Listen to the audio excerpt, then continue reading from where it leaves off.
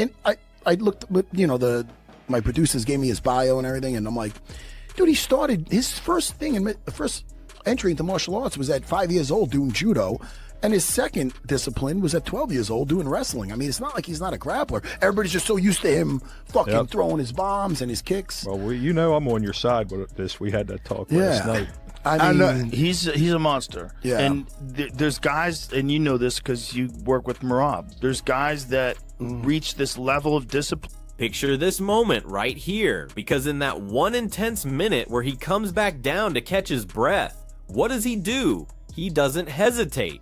He doesn't slow down. He immediately goes right back out there again with that same ferocious intensity. We're talking about Dracus. And then we've got this massive bomb that just dropped on the MMA world. Joe Rogan, one of the most respected voices in combat sports, made this absolutely bold, some would say shocking prediction about Khamzat Chimaev of completely destroying Sean Strickland at UFC 328. And when I say destroying, Rogan used the word kill, which has sent literal shockwaves rippling through the entire MMA community. Fans, analysts, fighters themselves are all talking about this. But hold on, let's pump the brakes for a second here, because we need to break down what kill really means in this context, right? Obviously, we're not talking about anything literal here. That would be insane. What we're really discussing is a level of complete, utter dominance that only a handful of fighters in the history of this sport have ever truly achieved. We're talking about the kind of performance that leaves absolutely no doubt, where one fighter is so far ahead that it's almost uncomfortable to watch this entire conversation. And man, is it fascinating, features some really deep insights into Khamzat's incredibly intense approach to fighting, his mentality, his training methods, and we get to dive into analysis of his past fights, both the spectacular wins and the moments where he showed vulnerability. All of this gives us this really compelling glimpse into both the raw, terrifying power and the potential weak spots that could either make Rogan's kill prediction become a brutal reality when he faces a tenacious, relentless striker like Sean Strickland, or, and this is the interesting part, could expose the so-called Chechen Wolf to entirely new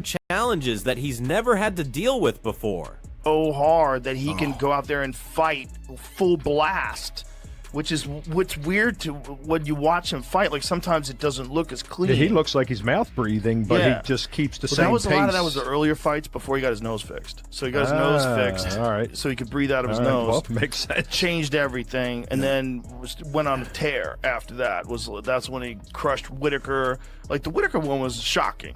Let's examine this cardiovascular endurance factor, because the level of conditioning we're analyzing here becomes absolutely pivotal to everything. Rogan consistently reinforces and drives home the significance of Khamzat's incredibly deep grappling foundation, and I'm talking roots that extend far, far back into his past. This individual began with judo at merely 5 years old. Think about that, and then moved into serious wrestling training at 12 years old. We're not discussing some person who stumbled into grappling as a recreational pursuit in his 20s, or chose to dabble in cross-training for mixed martial arts. This represents a lifetime, nearly obsessive commitment to perfecting the most controlling, dominating elements of combat sports. While casual observers and even some devoted fans are frequently completely mesmerized by his highlight reel finishing power, and don't misunderstand me, it's incredible to witness. It's truly this profound technical, foundational grappling expertise that might serve as the ultimate kill switch, the fight-ending advantage against someone like Sean Strickland. Strickland's takedown defense has legitimately evolved over time. You can observe it in his competitions. He's dedicated serious effort to that component. But here's the critical point, and this demands complete understanding. He's absolutely never encountered someone with the mixture of persistent pressure, elite-level technical grappling, and pure physical power and skill that Khamzat delivers consistently. This grappling foundation ensures that Khamzat perpetually maintains a definitive route to victory, embedded within his abilities, even if his striking isn't connecting perfectly cleanly that evening. Even if he cannot locate the finishing blow, he can consistently take it to the mat and enforce his dominance there. Because let's be completely realistic here, we all understand exactly how incredibly resilient Dracus truly is, correct? The individual is essentially constructed from something more durable than reinforced steel. Gilbert 170, and maybe Gilbert won that one. Kamaru won. This section right here deserves your attention because it genuinely showcases Dricus Duplessis' absolutely remarkable work ethic and his psychological strength, which is honestly beyond measure. Even when he appears fatigued, even when you believe he might be declining or weakening, he's the precise kind of persistent, never surrender competitor who simply wears opponents down through sheer determination and relentless aggression. If Khamzat genuinely intends to destroy Strickland in the manner Rogan is forecasting, he's going to require that identical, unwavering intensity, that same refusal to surrender, and crucially, he's going to need significantly enhanced conditioning from what we've witnessed in some of his previous performances. Sean Strickland, and everyone recognizes this about him. He's famous throughout the organization for his incredible volume, his absolute granite jaw that appears indestructible. This individual flourishes in those extended, brutal wars of endurance, where other competitors collapse. For Khamzat to genuinely dominate and make Rogan's forecast materialize, he requires the ability to maintain an absolutely unrelenting tempo that literally shatters Strickland's resolve, similar to how DDP methodically dismantled Robert Whittaker, just grinding him down round after round until nothing remained. Rogan's breakdown in this section truly emphasizes and reinforces the vital significance of possessing a profound, nearly unlimited endurance reserve and that psychological resilience, that absolute refusal to surrender in accomplishing the type of complete control and supremacy over an elite opponent that we're examining here. Ouch. Almost won that one. If it goes longer, probably he does win. However, that occurred a minute earlier, and then we reach the section where they discuss how he accepted the competition on extremely short notice. Allow me to explain that matters significantly more than people understand. You're fighting a dude that walks at 230, so he's not going to have a big strength advantage over him. Yeah, he's going to be the better wrestler, you know, but I just think that Dricus is going to be able to weather the storm and then come out the other side, and it's going to be a problem. And if Khamzat comes in, people are talking about him fighting at a much slower tempo, then there's this comprehensive discussion regarding weight and its incredibly important background information. He's naturally a 170-pound competitor. Like, if he's reliably making that 170-pound requirement consistently, then jumping up to 185, that's a substantial difference in how his physique performs and recovers. But Arman said the problem was Khamzat overtrained for every fight, and he would always come into fights worn out. And that was the difference between working with Calavita. That they're monitoring his actual recovery. They're making sure they're doing everything scientifically. Calavita, I think his background is in cycling. Like, it was in, endurance sports. Yeah. I'm familiar. I'm familiar with him. I know who he's. I know he was TJ's guy. Nobody knows more about cardio than cycling. Because it's entirely cardiovascular conditioning. This is where circumstances become genuinely intriguing. This represents a vital point that actually questions the complete story of Khamzat's alleged invincibility.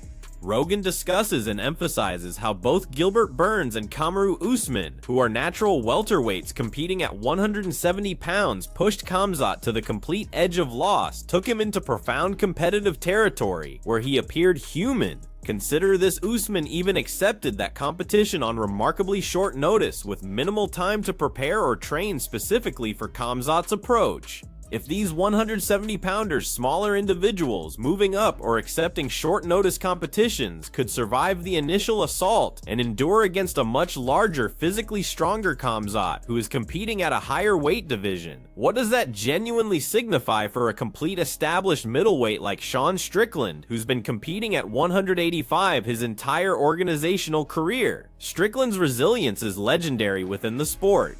His capacity to absorb tremendous punishment and continue advancing is one of his defining traits. This could make him a comparable nightmare matchup for Khamzat, especially if the competition extends beyond the opening round or two into championship territory. It strongly indicates that Rogan's kill forecast depends completely, and I mean completely, on Khamzat's capacity to secure a finish early to catch Strickland before he settles into his flow, or he risks getting pulled into those profound waters where his conditioning questions emerge and where Strickland historically dominates. Started strong. There's a certain amount. He was counting how many minutes he was just standing in front of him. They discuss how the entire situation, the complete puzzle, fundamentally comes down to cardiovascular endurance, pure and simple. His fight with Gilbert and Kamaru Usman, he had the exact amount of time. He goes for 3 minutes and whatever seconds he was just standing in front of him. Bro, when he was saying that for both guys. Kamaru was coming on strong in that third round. I know. He was coming on strong. If that was a 5-round fight, I bet the betting would shift. I bet For sure. Oh, yeah, DraftKings- 100%. Yeah. He started think coming so, on too. at the end of the second. Yes. He started to, Yes. yeah. Yeah, In the I third thought round, this it was last like half of the clear, fight was yeah. all Usman, I thought. Yeah, I mean, but it is impressive the way that motherfucker can shoot from halfway across the... This discovery about Khamzat incorporating and training extensively with Sam Calavita, who's a conditioning specialist arriving from the professional cycling arena where cardiovascular performance is paramount. This potentially represents a tremendous game changer for his career path. The transcript emphasizes and clarifies that his previous conditioning problems, the ones that hindered him in competitions, originated from chronic overtraining. He was essentially exhausting his body before he even entered the Octagon, arriving on fight night already drained and fatigued instead of fresh and explosive. If this new scientifically supported approach to training, recovery, and periodization genuinely enables Khamzat to enter the Octagon completely fresh, with a full endurance reserve and peak performance, it significantly increases the probability of Rogan's kill. Forecast becoming a harsh reality against Strickland. Envision this: a fully conditioned Khamzat with his naturally persistent pressure, his technical ability, and his raw power all functioning at maximum efficiency could potentially overwhelm Strickland in a manner that he truly hasn't encountered in his career, completely removing and eliminating those previous vulnerabilities and conditioning concerns that competitors like Burns and Usman were able to exploit in those close competitive battles. Too, like, I don't know, do you know Pat Downey? Yes. All right, well, I've known him since he's a little kid, and he was He's a in beast. Khamzat's camp and said, like, he said his wrestling, he goes, wrestling is, like, real good. He said he's got top-notch wrestling. Like, Yeah. he talked about, he said, we probably both did better with each other than you would think. Like, he did better with wrestling, and I did better with the jiu-jitsu. He said, but, he said, like, he said the guy's a beast. Said he's strong, he said he's a high-level wrestler. Schaub was down there watching him train. And, you know, they asked Schaub to spar with him. He's like, fuck you. There's this moment where someone claims that he would have won both of those competitions, both the Burns and Usman battles, if certain circumstances had been different. Absolutely, that's a substantial claim to make. Khamzat's speed is a factor. It's a big factor with his hand speed. He's, you know, people forget because, like, what he did to Kevin Holland, the way he could ragdoll guys on the ground, but what he did to Gerald Meerschaert is pretty fucking spooky. However, let's examine those previous battles with Burns and Usman, because they expose a genuinely vital question that nobody seems to be raising loudly enough. What precisely occurs if Khamzat doesn't secure that early finish he's pursuing? The commentary from those battles highlights several troubling instances where he would simply stand there motionless, not advancing the action, actually permitting his opponents time to recover, catch their breath, and even launch significant comebacks that placed him in jeopardy. This presents a very substantial risk to Rogan's kill forecast when we're discussing facing Sean Strickland specifically. Strickland's complete approach, his entire fighting philosophy and style, is constructed around consistent, never-ending pressure and methodically wearing down opponents round after round. He's not the kind of competitor who's going to allow Khamzat rest recovery or take a break at any moment. If Khamzat cannot maintain his initial explosiveness throughout the competition and returns to those moments of inactivity or passiveness that we witnessed previously, he opens himself up entirely to Strickland's persistent tempo and his technical boxing, potentially transforming what Rogan predicted would be a kill into a punishing, exhausting battle that reaches the distance. Someone mentions that no, he's actually quite similar in terms of fighting approach. Sharp No, and he's straight a down the very middle. well-rounded guy. He's fucking good standing up, man. Yeah. He's good standing up, and that's where it's going to be weird. That's where I want to see, because Duplessis makes everybody look stupid. Then there's this fascinating section where someone was stating, "I'm 40 years old," which provides background for training choices. These endorsements from legitimately elite wrestlers like Pat Downey, who's competed at the absolute highest levels of wrestling globally, confirm without any question that Khamzat's elite grappling credentials aren't merely for publicity or excitement, they're genuinely world class. The authentic article, This foundational ability set is truly the foundation of Rogan's kill forecast when you analyze it. Sean Strickland's defensive wrestling is certainly solid. He's worked diligently on it and it's improved. But we need to be practical here against a monster of Khamzat's caliber. With his combination of strength technique and persistent pressure, it's an entirely different level of challenge that Strickland hasn't truly encountered previously. The capacity to completely dictate where the competition takes place, to take opponents down at will whenever he chooses, and to control them on the mat with overwhelming pressure is absolutely Khamzat's most direct, most dependable path to a dominant, possibly career-changing victory over Strickland. There's even this revealing moment where Brendan Schaub completely refused to spar with Khamzat, even just casually or for light work, and that refusal speaks absolute volumes about the intensity, the power, and the danger that Khamzat brings to every single training session. Correct. That's not something you witness everyday training partners refusing to engage even lightly? Man. Just slippery as fuck. for If sure. you don't want to cheat, you can bend the rules because it's not cheating. I mean, Khamzat is when he gets on top of somebody, man. You definitely don't see guys getting them off of you. So, well, when you got a guy who's got, I mean, that actually might not be a bad idea. Give him those tracksuit things. To get warm up with it. Might not be a bad idea because you wasn't- totally can do that. Like no one could stop you from doing that. Whitaker was defending okay when he was down there. Well, I mean, everybody remembers his teeth getting shattered, but before that, Yeah, he wasn't defending good. likely he would have survived because Kamaru survived it too. Beyond just the grappling supremacy, Rogan also highlights and truly emphasizes Khamzat's striking velocity and legitimate knockout power, specifically referencing the absolutely frightening finish of Gerald Meerschaert, which was brutal to witness. That technical sharp and straight down the center punching is a major weapon in Khamzat's collection, another tool in his arsenal which could absolutely lead to the kill that Rogan is forecasting against Strickland. While Strickland has constructed this legendary reputation for possessing an iron chin and he depends heavily on output volume to win competitions, he's not completely immune to power shots. Nobody is. Khamzat's ability to seamlessly combine the threat of takedowns with explosive striking combinations makes him an absolute nightmare to predict, prepare for, and defend against in real time, presenting a unique challenge that could overwhelm Strickland on the feet just as easily and brutally as he could dominate him on the ground. Gilbert, his guard, kept him out of it. Yep. You got to have a decent guard. Yeah. Because he don't like it. When Gilbert started moving his hips, he said, nah, I'm out of here. out of here. Gilbert's actually really world-class jiu-jitsu. Oh, hell World yeah. class. Yeah, Gilbert's a stud. World class. Yeah, Gilbert's dangerous as fuck everywhere. You know, it was interesting watching him roll with Rockhold because I know that, you know, it's not like Rockhold was in camp and prepared for this, and this is Rockhold at its best. I don't even know how much he had been training, but Khamzat just handled him. Manhandled Just him. handled him. And we know how good Rockhold is. Yeah, very good on the know, floor. Bro. Listen, what's so exciting about it is there's a chance he could just take him down and do what he did to everybody. Oh, absolutely. It was an old one. Incidentally, fighting with staff. Someone says correct, acknowledging a point, and then adds that it's certainly possible to survive these attacks. The discussion about Duplessis' strategic choice to weather the early storm and actually accept takedowns initially, combined with the documented difficulty opponents have in keeping him down for extended periods, provides an interesting blueprint for how Sean Strickland might realistically survive Khamzat's predicted onslaught. Strickland's incredible, almost superhuman toughness and his defensive grappling have seen him through so many brutal fights in his career.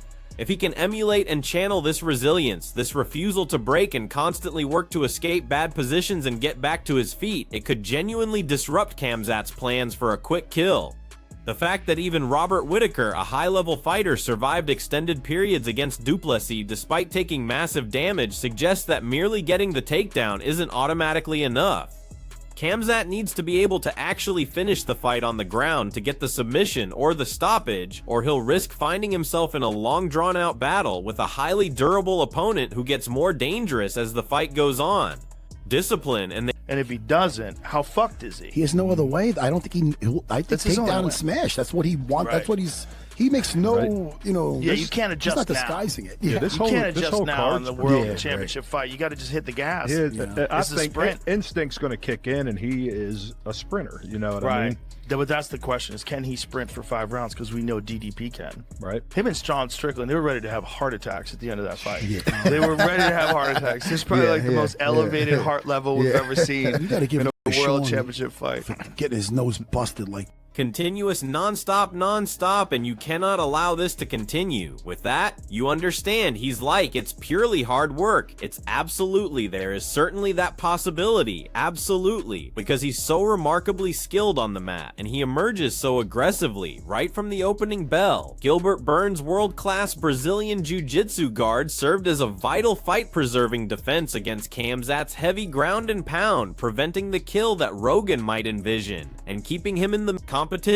This truly highlights that, while Khamzat is absolutely dominant on the ground, elite level, defensive grapplers can survive his attacks, however. And this is important to note, the subsequent mention of Khamzat manhandling Luke Rockhold in training, a former organizational champion and high-level grappler himself, underscores his sheer power and skill when he truly wants to impose his will on someone. Sean Strickland doesn't possess Burns' Brazilian Jiu-Jitsu credentials, or that same ground game pedigree, but his defensive acumen, his fight intelligence, and his pure grit could pose a similar challenge to Khamzat. Rogan's kill prediction strongly implies that Strickland will have no answer, that he'll be overwhelmed, but history clearly shows that even when facing a strong dominant ground game, a finish isn't always guaranteed against a resilient opponent who refuses to quit someone, says go for it, encouraging continuation, and adds possibly suggesting uncertainty. And you know what? We were too well talking. Achieve a level of cardiovascular performance that's just above everybody else's, and then they maintain it. Like they get that advantage and then they keep pushing it and they slowly keep adding on to it. Like you're seeing Merab now. Like, my God. Particularly in the second O'Malley fight, you're seeing just like a totally different beast. Here's something that directly addresses the concerns about his conditioning. He had a staph infection. He had a serious staph infection going into the second fight, and that's precisely why his performance was so listless and underwhelming. This clip is incredibly insightful, like seriously important, because it directly addresses the core of Rogan's kill prediction and explicitly mentions Sean Strickland by name as the opponent. A fundamental question of whether Khamzat can maintain that explosive pace for 5 full rounds is absolutely paramount to this entire discussion. We know for a fact that Strickland has the cardio and the mental toughness to push through absolute wars, brutal 5-round battles, as clearly evidenced by his grueling fight with Duplessis, where both guys went to hell and back. If Khamzat can't finish early, if he can't get Strickland out of there in the first 2 rounds, his reputation as a sprinter, as someone who explodes early but might fade, could very well be his undoing against a relentless volume puncher like Strickland, who just keeps coming. This strongly suggests that Rogan's kill prediction relies heavily on an early explosive finish, because a prolonged battle against Tarzan against Strickland's constant pressure and pace could completely flip the script entirely due to conditioning differences and sheer willpower. Reach this level of performance, this elite tier takes something special. Talking a little last night, and you know, Khamzat's a bad motherfucker. I don't know about his mind yet. Well, this is the thing. This is what I was getting at. Pulls out of a bunch of fights, you know. Arman Sarukian, who also just pulled out of a fight. Right. But Arman Sarukian, but Arman said the problem was Khamzat overtrained for every fight, and he would always come into fights worn out. It's going to be fascinating to observe if it gets into deep water. That's what it's going to be. The speaker says, I believe that agreeing with a point made, but then adds, man, if a state of mind, if that mental aspect, if he believes it meant that he truly believes it. Rogan delves deep into discussing the rare breed of fighters who achieve and maintain elite cardiovascular performance at the highest level, singling out Merab Dvalishvili as a prime example of this relentless cardio machine that never stops.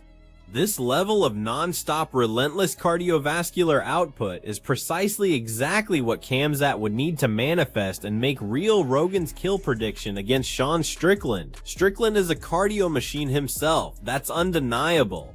And any fighter who's aiming for true dominance over him must be able to match and surpass his output. If Khamzat has truly elevated his conditioning through his new scientific training approach with the cycling coach, as we discussed earlier, he might actually be able to replicate this relentless pace, preventing Strickland from ever finding his rhythm, settling into his game, and ultimately breaking him down systematically.